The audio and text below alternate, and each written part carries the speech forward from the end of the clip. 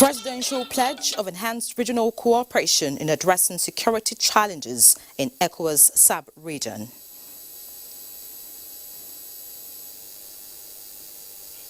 Will ultimately lead us to becoming a net exporter of petroleum products.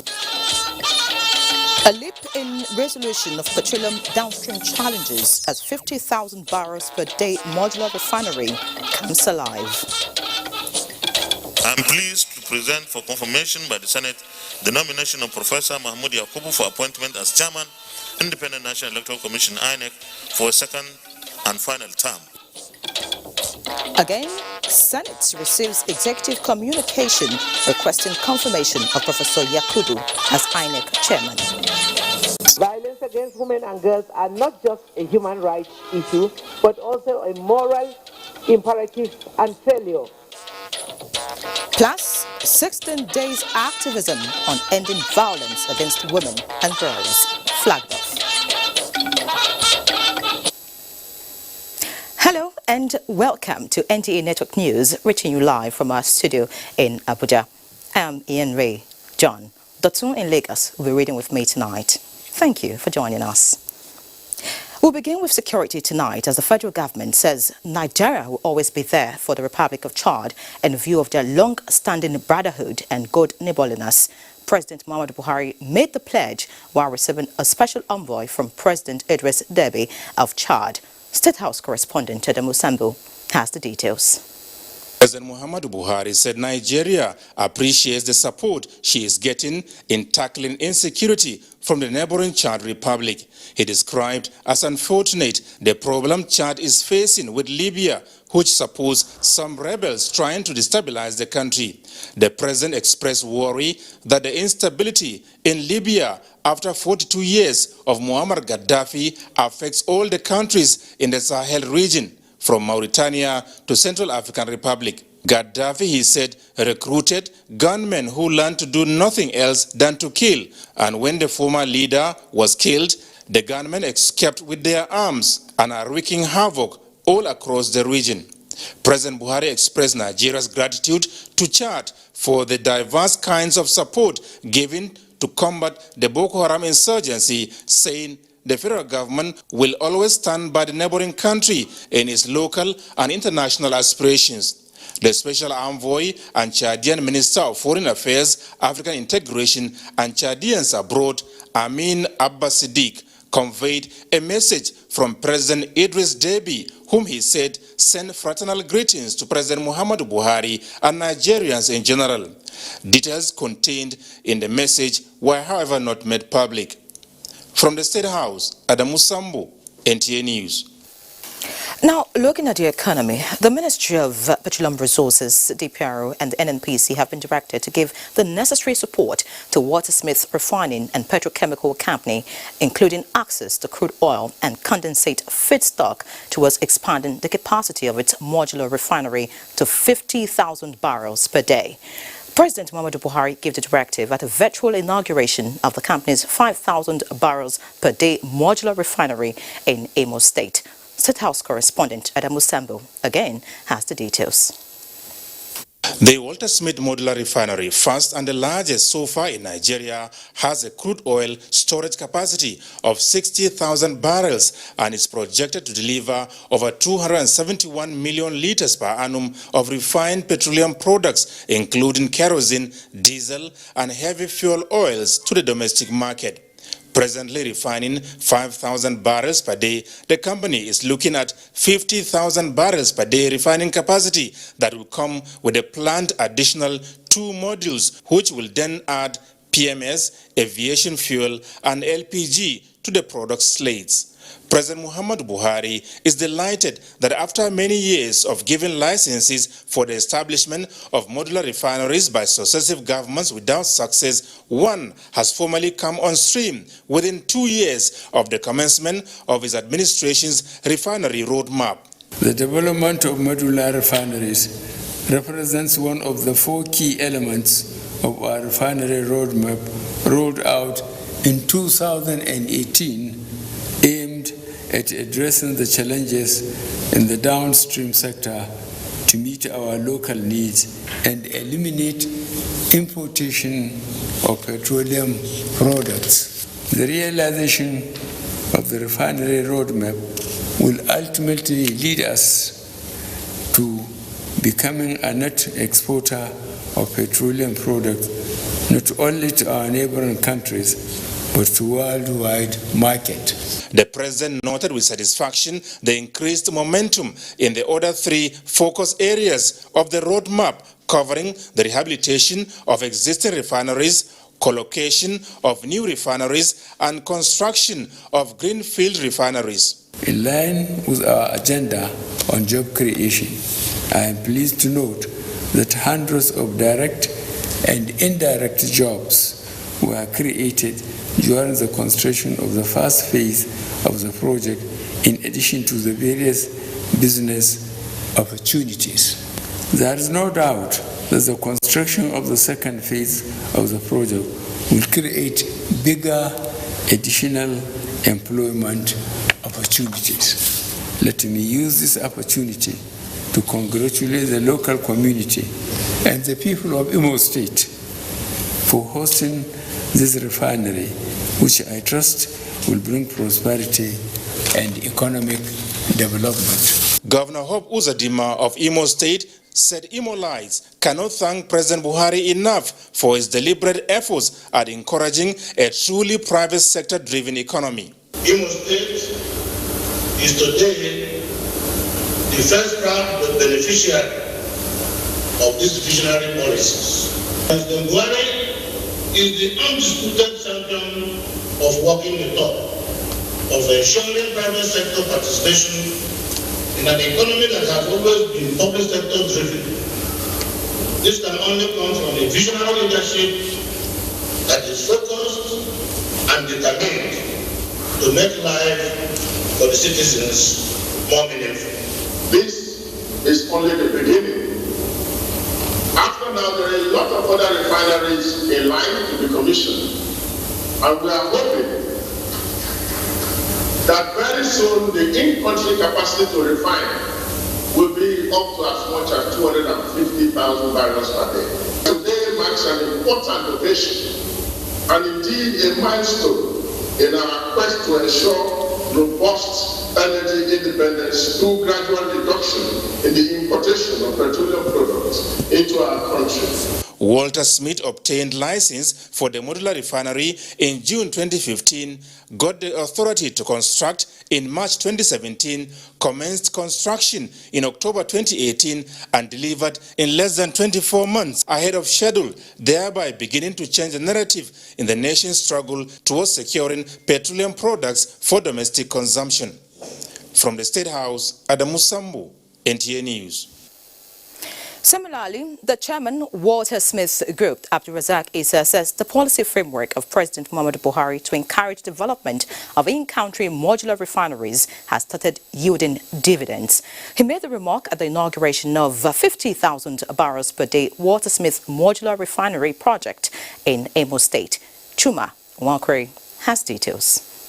The groundbreaking of Walter Smith 5,000 barrels per day modular refineries in Ibigwe on Hajeboma was performed in October 2018 to provide petroleum products for the domestic market.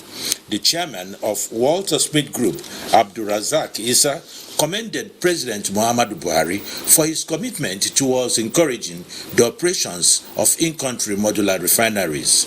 That if our NNPC or government can buy crude or can buy refined products from the international market, why can't they buy from us and pay us at the same currency they're paying everybody else? You know, and we're going to be here, we're going to be cheaper than wherever they're going to buy from. In his virtual presentation, President Muhammadu Buhari commended Walter Smith Refinery for coming on stream within 2 years of the commencement of the roadmap rolled out in 2018. The realization of the refinery roadmap will ultimately lead us to becoming a net exporter of petroleum products, not only to our neighboring countries, but to worldwide market. The Imo State Governor, Hope Uzodimma, outlined the benefits of the project, stressing that it will boost the economy of the state and the country at large. I want to urge other operators or license holders to go and make real the licenses issued to them by government. The Minister of State for Petroleum Resources, Timipri Silva, and the Executive Secretary, Nigerian Content Development and Monitoring Board, notes that with the inauguration of the Walter Smith Modular refinery, Nigeria's dream of becoming a net exporter of petroleum products is on the way. Walter Smith are paving the way. We are expecting a lot of development in this sector. And the strategy of NCDMB is not to stay in such investment for a very long time. We just want to catalyze it. The inauguration and groundbreaking also featured the signing of an MOU for establishment of an industrial and innovation park between Walter Smith and other United Nations collaborating bodies. The occasion attracted dignitaries from far and near and captains of industry. Chuma Wankwere, NTA News. In other news, Vice President Yemi Osinbajo says government wants to see greater commitment and a plan that is as aggressive as the country's aspirations. The Vice President, during a webinar with some French business leaders under the auspices of the Franco-Nigeria Chamber of Commerce and Industry, notes that the private sector commitment need to align with the federal government's backward integration policy, noting that over the years, many companies have committed to backward integration but have simply not been as diligent and faithful with those promises. As countries around the world struggle to rebuild our economies, it's very evident that we cannot do this without collaboration. And meaningful collaboration is really quite critical here. Collaboration between countries and between sectors has become more important than ever. You know, for us, a key priority remains the provision of jobs for the large number of very young people. You know, 70% of Nigeria's population. In effect, you know, providing jobs for the Nigerian population. And we have been determined to, you know, work on ways to continue to create real opportunities for young Nigerians, bridging existing skill gaps, equipping them with resources that they need to contribute positively to our national development. So we're really eager to work with, you know, member organizations of this Chamber of Commerce, you know, as we implement future programs, future job programs, future economic programs. Vice President Osinbajo noted that part of what the Buhari administration had done in its response to the COVID-19 pandemic, which has caused economic downturn across the globe, was to build a business environment that will be supportive of domestic and foreign investors, stressing that the pandemic also provides incredible opportunities for doing all manner of very innovative and creative things. Meanwhile, the third quarter meeting of the Central Bank of Nigeria Monetary Policy Committee meeting has ended with a call for targeted investment by the fiscal authorities to resuscitate critical infrastructure and improve ease of doing business across the country.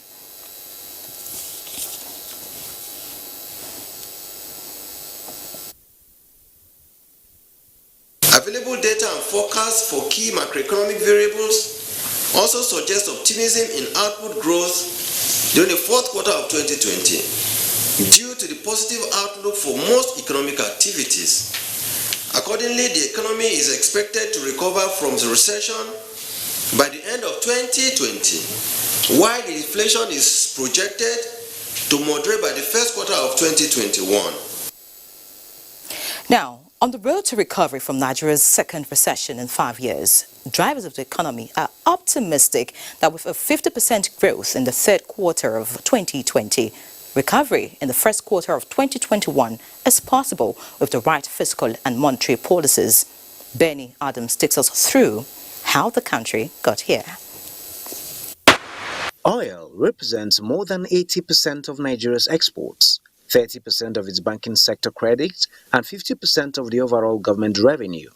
With the drop in global oil prices, government revenues dropped from an already low 8% of GDP in 2019 to a projected 5% in 2020. While the pandemic led to a fall in investment due to greater uncertainty, a reduction in remittances to Nigerian households was witnessed, thereby deepening poverty. And just when the economy was opening wider, livelihoods were being restored. Then came the NSAS protest fallout, inflicting varying injury to the economy, from effects of curfew to destruction of property, leading to ongoing loss of jobs. These signs were indicative of a looming recession, laced with a growth as being reflected in the dip of -6.1% in the second quarter of 2020, which showed that the economy needed almost 150% growth rate to attain the 3% projected growth for 2021. The -3.62%, which shows negative decline for 2 quarters, is also reflective of a 50% growth rate from -6.1% recorded in second quarter. Recovery is being expected in the first quarter of 2021. For that to happen, experts are of the view that the economic sustainability plan must be given the support required, alongside positive actions from fiscal and monetary policies. Benny Adams, NTA News. With me in the studio now is the development economist Nia Kinshiju to shed more light on Nigeria's recovery plan. Many thanks for joining us. A pleasure. Thank you so much for having me. All right. Now, getting out of a recession like this requires bigger public spending. But for an economy that with 5 trillion naira deficit already, coupled with a revenue challenge, increasing public spending means wider deficit. What's the way out? Well, I think the foundation to drive the economy had been laid already by 3 principles, what I call the trilogy of policies deployed by this government. And what are these policies? One, you have the ERGP, Economic Recovery and Growth Plan. You also have the Economic Stimulus Plan, and most importantly, you have the Finance Act 2019. These policies were actually focused on expansionary spending, and of course driving production and productivity. And I'm using those terms deliberately: production and productivity. Productivity would be to enable the process of production, and perhaps one other aspect of these policies that had not been so celebrated is the exemption of a large number of MSMEs, from paying taxes. Okay. Companies with less than 25 million turnover per annum are exempted from paying taxes, income taxes. All right. Yeah. Also added to that, we expect that the CBN should be looking at injecting more money into the economy at this point in time. But looking at the result of today's Monetary Policy Committee meeting, it looks like the CBN is not looking in that direction. What's your take? No, that's what the CBN has done. You have a dilemma from which the CBN had to take an option. The dilemma of increasing inflation rates, and of course the dilemma of a recession, as it were. So what is the option? If the CBN wanted to control inflation rates, it would have to increase the benchmark rate, the MPR, as it were. The MPR till this MPC meeting was at 11.5%. And don't forget, it was reduced in May from 13.5% to 12.5%, and then reduced again in September from 12.5% to 11.5%. Yeah. When the MPR is reduced, the indication is that CBN wants banks to lend money at cheaper rate to business people, to manufacturing, and of course anybody involved in the production process. And that's why I talked about productivity. So what the CBN had done is, we have reached this level. We don't want to constrain production.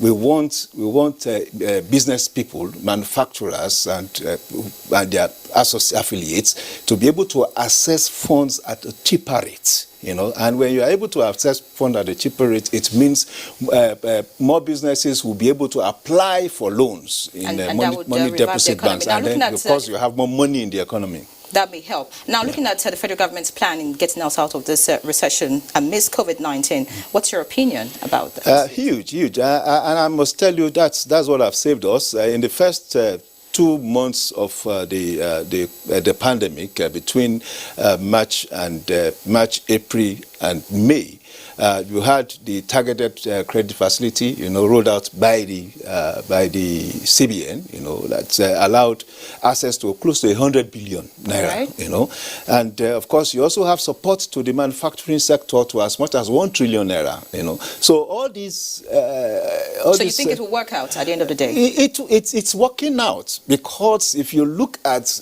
our outturn, our GDP outturn at 6.1% in the second quarter and compared to 3.62 in third quarter, what it tells you is that we are growing faster. The report said we grew by 50%, Right. So we have just formally entered the recession, but in truth we are exiting the recession already, by that growth trajectory, as it were. All right, thank you so much, Aniya Kinshiju, for your insights tonight. My pleasure, thanks so much. All right, you're watching the network news at 9 on NTA. Up ahead, Petroleum Industry Bill skids second reading in the House of Representatives. This and more in the second part of tonight. Thank you for staying. The Senate has received an executive communication requesting the confirmation of Professor Mahmood Yakubu as chairman of the Independent National Electoral Commission for a second term. National Assembly correspondent Ignatius Nkwo reports that the request is in line with the provision of Section 154, subsection 1 of the 1999 Constitution of the Federal Republic of Nigeria as amended. It is the first Senate plenary in the last 1 month. Legislative business had shifted to the committee rooms for budget defense. The day's plenary took off with President of the Senate Ahmed Lawan reading letters from President Muhammadu Buhari for confirmation of appointments. I am pleased to present for confirmation by the Senate the nomination of Professor Mahmood Yakubu for appointment as Chairman, Independent National Electoral Commission (INEC) for a second and final term. Senate also received request for the confirmation of the appointment of 7 nominees as chairman and members of the National Commission for Persons with Disabilities, with Hussaini Kangiwa as chairman. 8 nominees for Governing Council of the Hydropower Producing Areas, with Joseph Tofa as chairman. The legislators raised concern on what they described as a precarious state of Nigeria's aviation sector. A motion by Senator Adamu Alero urged the federal government to ease the financial burden on airline operators by implementing its orders on zero customs and import duties and the removal of VAT for airline operators. The placement of NCAA 5% ticket sales charge with a fixed charge similar to fan passenger service charge. Nigeria, we are not saying it's a must to give them palliative, but let us allow the aviation industry in the next 3 years to be tax-free so that they could manage this aircraft very well. Request the Central Bank of Nigeria to make foreign exchange readily and easily accessible for the sector and make the interest rate a single digit for airlines, which will reduce the cost of capital. 2 senators, Biodun Olujimi and Gashon Basi, moved motions urging the federal government to set up a panel to visit all states where properties were destroyed during the EndSARS protest and to give the states 1% of VAT benefit to assist them rebuild the structures. Urge the federal government to establish a special economic assistance to Lagos State. As the EndSARS victims are being compensated, so also the victims of banditry should also be compensated. The Senate has approved the refund of 148.1 billion naira to 5 states of Bayelsa, Cross River, Ondo, Osun and River State for projects executed on behalf of the federal government. From the National Assembly, Ignatius Nkwo, NTA News. The need for the NNPC to reactivate failed and vandalized pipelines in the country to reduce the burden of transporting petroleum products by road, as well as the essentials of setting a timeline for the enforcement of the maximum load capacity of 45,000 litres of petroleum products by trucks operating from the tank farms across the country were part of the recommendations to a strategic stakeholders meeting held to forestall frequent cases of road traffic crashes involving petroleum tankers and trucks, which continues to claim lives and property in the country. A statement by the Federal Road Safety Corps says the meeting, which was a directive of the Secretary to the Government of the Federation, also recommends that the SGF consider securing a presidential directive for urgent intervention in the provision of soft loans for truck renewal using similar template as applicable to pharmaceutical companies and other sectors of the economy at the peak of COVID-19. The meeting resolved that enforcement of all safety standards, including anti-skid, anti-rollover and anti-spill safety valves, be prioritized. The Federal Road Safety Corps, in collaboration with major oil marketers of Nigeria and the National Association of Road Transport Owners, is also to organize enlightenment campaign for articulated vehicle drivers. Now, the House of Representatives has passed for second reading the Petroleum Industry Bill. National Assembly correspondent Lamiale reports that the House also passed at second reading the Electoral Act Repeal and Reenactment Bill on the first day of plenary upon reconvening after weeks of break for budget defense. Welcoming members back to plenary, House Speaker Femi Gbajabiamila noted key legislations before the House, such as the 2021 budget, the PIB, the Electoral Act Amendment Bill, the Police Service Commission Bill, and the process of constitutional review. I encourage all the chairmen and deputy chairmen of the House committees to seek out innovative avenues for public engagement, stakeholder collaboration, and cross-pollination of policy ideas. The PIB, a bill that began its journey in the 5th Assembly, seeks wholesale developments of the oil and gas subsector. Legal framework, Mr. Speaker, so that we can take advantage of exploring and exploiting all available resources in the oil and gas subsector. The essence of this PIB is to institutionalize good governance and ease of doing business in Nigeria. What the PIB seeks to achieve is to unbundle the NNPC. Another piece of legislation that got the nod of House members is the Electoral Act Amendment Bill, which seeks to regulate the conduct of federal, state and FCT area council elections. The need to consolidate on the gains of our democratic achievements and to also address the lacuna identified in the electoral legal framework. 48 hours is just too short for anybody, for any political party to substitute a candidate that is dead. In America, that we're taking example, you know the system, you know how they sponsor their own candidates. It also passed second reading and was referred to relevant committee. Coming under matter of privilege during Tuesday's plenary, Representative Haruna Mashilia said Governor Zulum of Borno deserves commendation for exemplary leadership in the face of security challenge. I want to put it on record, even though our privileges are hampered in the state, it has not deterred him. And he's working very hard. The need to beef up security in Chibok and Damboa to curb insurgency attacks raised by Representative Ahmed Jaha was adopted. The House prayed for the repose of the soul of Ifeanyi Okereke, the vendor who died last Thursday from the shot fired by a security personnel attached to the Speaker.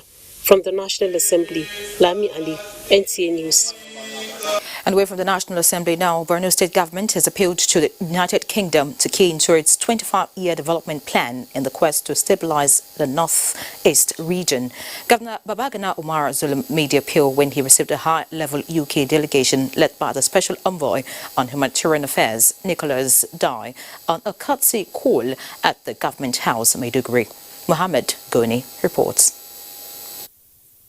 United Kingdom government has been rendering huge humanitarian support to the northeast region of Nigeria, as attested to by the Borno State Governor, Professor Babagana Umara, who also doubles as the chairman of the Northeast Governors Forum. With growing agitation on the part of the displaced communities, efforts are being made to resettle the IDPs in their ancestral home or at other locations declared safe, in line with the development and strategic plan of the state government. While acknowledging the enormous support of the donor partners, the UK aid,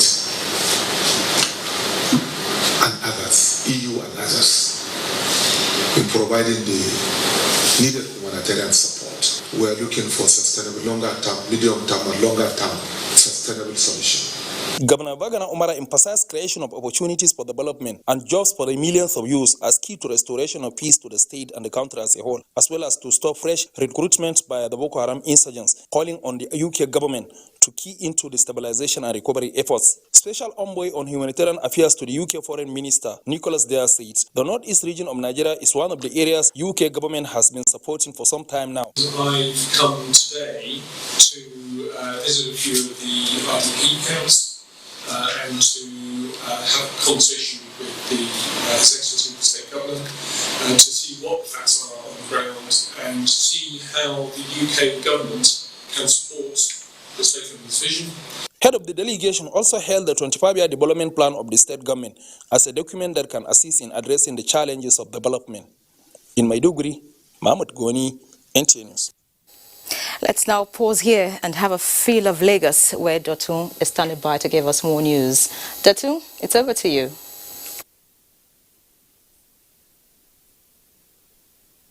Thank you, Ian Ray. The first payment system bank, Hope Payment Services Bank, to be licensed by the Central Bank of Nigeria, has launched its operations in Lagos. Chairman, Board of Directors Shehu Abubakar said the digital payment system is designed to drive the financial inclusion agenda of the Apex Bank. Abolade Salami reports. As a way of redefining the concept of financial service operations from its conventional method to a more digitized and convenient means, Hope PS Bank, a payment service provider, has introduced a seamless, more efficient and reliable payment system for all in order to give opportunity to some unbanked Nigerians have access to digital financial service on the go. The secure financial system of digital banking becomes easily accessible with a dial of *569*9# on the mobile phone, which serves as the account number where a Hope wallet and other accounts can easily be opened at the convenience of users. Like delivering service, to your doorsteps. And as a matter of fact, while the speech is being delivered, some people, that the doubting Thomases, I would say, tried, on their phone and they open a wallet account almost immediately. So that's how easy it is. Hope PS Bank, a payment service provider, determined to also capture the underbanked Nigerians through its Hope Wallet, is also making payments on the web, POS, collection of cash from ATM or agents outlets available on its multi-purpose wallets without card. Not only is your account PIN protected, logging in onto our platform, you will need to have a password, especially if you are logging in onto our mobile app and our internet banking. You will need to have a password which you would have created. You'll also have an authentication PIN with which you authorize every transaction that you are doing.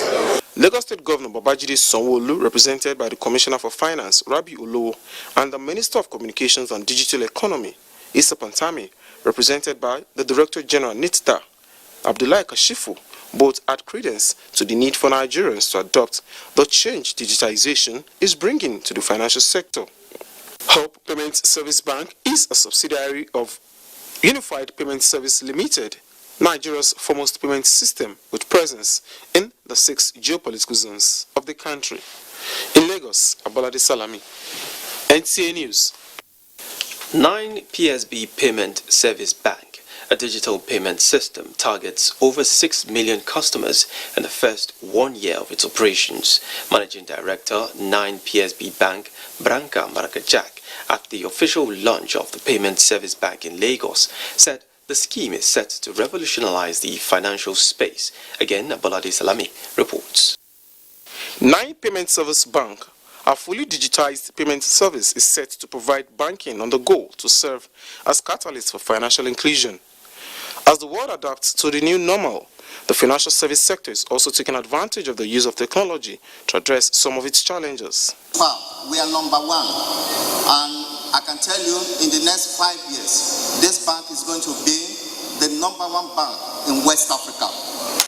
9 Payment Service Bank is creating an opportunity for prospective customers to open an account with zero balance, cash back on airtime, and do data purchase via the 9 PSB mobile app, *990#, while customers can also do a 50,000 naira transaction limit and 300,000 naira cumulative balance daily on a wallet account. Working on education of low income and unbanked population in the rural area of Nigeria, we will deploy many materials through videos to education on the spot with agents. We will also secure the controls and procedures and policies to keep everything in order and to actually succeed in building trust when it comes to unbanked population using banking services. while the payment system is aimed at easing the stress of opening a bank account and the seamless flow of other financial transactions with the aid of mobile devices, the initiative is also targeted at boosting financial literacy among youths and women in the country. Another opportunity to serve over 59 million unbanked adults through the deployment of innovative financial services that will leverage our top-quality mobile technology. The launch of 9 PSB Payment Service Bank into the Nigerian financial world, management of the bank says will enhance financial landscape that will change the system of banking in the country. In Lagos, Abolade Salami, NTA News. Creating an environment where young Nigerian entrepreneurs can get critical elements of support in the early stages of their businesses was the agenda of the Kickstart Entrepreneurship Summit held in Lagos. The event, organized by the International Breweries PLC, provided grants to emerging business owners. Unemployment is a global challenge that is growing uncontrollably. Development experts and governments all agree that urgent steps must be taken to stem its rising tide. In its response, the International Breweries PLC, the world's largest brewer with more than 400 brands, launched the Kickstart initiative in 2016 as a corporate social investment initiative to help support young entrepreneurs. Further, demonstrate our organization's commitment to the development of the Nigerian youth. What we have been preaching with Kickstart is joining hands with others to be able to go far. You will notice we have organizations like Back of Industry, LSETF, EDC, Pan-Atlantic University, and so on. And all of these people are our partners that helps us to go far. Start Foundation has registered its presence in the 6 geopolitical zones of the country. 22 states, including the FCT, have so far been covered, with 571 estimated jobs created by 708 beneficiaries of the project. We have grants that are given to the young entrepreneurs. We train them, we attach them to mentors.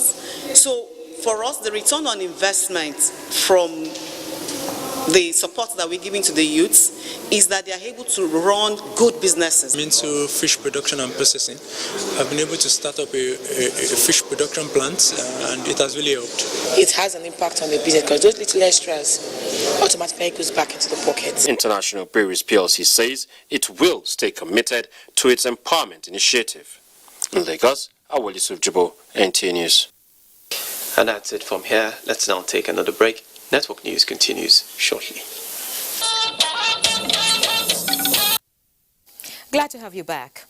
The governors and people of the South-South region have demanded for the restructuring of the country in line with the principle of fiscal federalism to guarantee peace, security, stability and progress. This was the unanimous submission of the zone in the meeting with the federal government's delegation led by the Chief of Staff to the President, Ambassador Ibrahim Gambari at Government House, Port Harcourt. Ogedi Onyekwere completes the report. It is convened at the instance of the federal government to consult with regional leaders and its people on issues of concern and the aftermath of the NSAS protest. Chairman of the South-South Governors Forum and Governor of Delta State, Senator Ifeanyi Okowa, who presented the submissions of the zone, said the NSAS protest is a metaphor of almost all that affects the country. In this regard, I need to state very unequivocally and on behalf of the people of this region that we believe, support, and are committed to the restructuring of Nigeria in a way and manner that guarantees 1. True federalism and devolution of power to the states, including states creating and managing their own police and security architecture under a federal structure. Ministers and National Assembly representatives from the zone aligned with the position of the region. And as your representatives in the National Assembly, our job is to see to it as much as possible that all of the requests you've canvassed come to fruition. Leader of the federal government delegation, Ambassador Ibrahim Gambari, said the country is better off together and strengthening its components. It's very important to look at this very critically and build institutions that unite us instead of institutions that may very well divide us. It's very important also to remember that one of the failures of the First Republic is that we had very strong regions, 3 of them, later on 4, and very weak center. And the end result of that was disaster. Other members of the delegation responded to questions as it relates to their office. The forum felicitated with the leader of the federal government delegation on his birthday.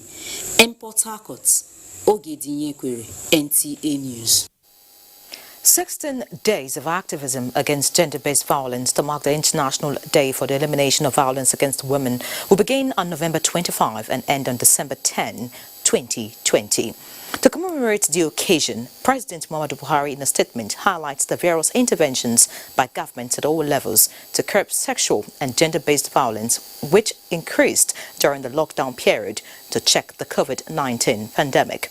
The responses, the statement says, include the establishment of a national tool for gender-based violence data management, inauguration of a committee on eradication of sexual gender-based violence, development of gender-based policy guidelines for emergency response, improving the economic status of women to mitigate the socio-economic effects of the coronavirus pandemic, and the promotion of fundamental human rights and freedom. The statement adds that the Buhari administration is mindful of the necessity to empower women and girls for the realization of the 2030 Agenda for Sustainable Development, the African Union Agenda 2063, as well as the Beijing Declaration and Platform of Action. Meanwhile, the 16 days of activism to end violence against women and girls has been flagged off by the Federal Ministry of Women Affairs in collaboration with United Nations and development partners on gender. Momso Damien Dati reports that it is an annual global event. Anytime you see the color orange, backed by the slogan, Orange the World, just know that it's time to raise the banner against violence on women and girls. Violence against women and girls are not just a human rights issue, but also a moral imperative and failure to invest in tackling these leads to substantial social and economic losses. Hence, in commemorating this year's 16 days of activism against the menace, stakeholders are recommending for urgent and flexible fundings for women's rights organizations, essential services for victims, priority on pleas and justice responses, among others. Let me say that gender equality and women empowerment remains critical to ensuring inclusiveness and sustainable development, and in achieving our goals as a nation under the UN Agenda 2030. For 16 days, we are all activists, where we stand together with survivors of gender-based violence. 243 million women and girls were abused by an intimate partner in the past year. And this is why, because we need funding here in Nigeria, because we have seen that in spite of the fact that we have policies in place, we have a VAC Act in place, we have limited implementation because there's no funding that has been allocated. Orange the World, fund, respond, prevent, collect is the theme for this year. Momso Damien Dati, NTA News. President Muhammadu Buhari rejoices with Prince Arthur Eze on the occasion of his 72nd birthday. The president joins family, friends and well-wishers in celebrating a man who has devoted his resources to help those in need by reaching out generously to underprivileged people and families, communities, academic, religious and health institutions. As an accomplished businessman, President Buhari is delighted that Prince Eze has used his massive investment in the oil and gas sector across Africa to contribute to the development of the nation's economy, provide gainful employment to many Nigerians and extend similar opportunities and goodwill to other nationals as well.